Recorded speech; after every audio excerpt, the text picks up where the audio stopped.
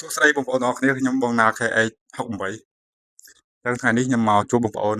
របៀបធ្វើវីដេអូបង្ហាញដល់បងប្អូនចាក់សោ2ជាន់នៅលើ Chat Messenger ចឹងណាបងប្អូនបាទបើសិនជាបងប្អូនមិនទាន់ចេះទេបងប្អូនអាចមកធ្វើតាមខ្ញុំបានខ្ញុំនឹងបង្ហាញដល់បងប្អូនចឹងណាដើម្បីការពារនៅពេលដែលគេខ្ចីទូរស័ព្ទយើងទៅយើងចាក់សោលើ Chat Messenger 2ជាន់ដើម្បីកុំឲ្យគេចូលឆែកផ្ដេសផ្ដាសចឹងណាបងប្អូនបាទចឹងកុំឲ្យខាតពេលយូរបងប្អូនចូលមកធ្វើទាំងអស់គ្នាមកបងប្អូនបាទ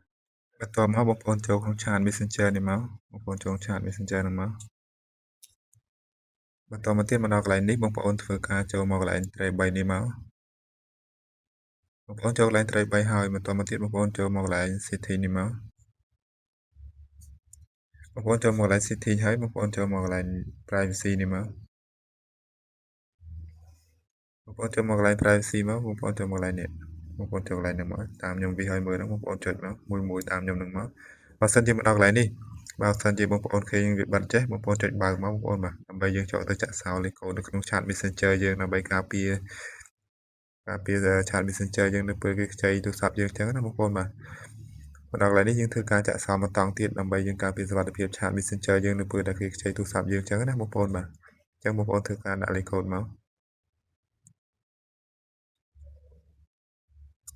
ដល់កន្លែងនេះបើសិនជាចេញបែបនេះបងប្អូនចង់ដាក់មួយនាទីក៏បាន15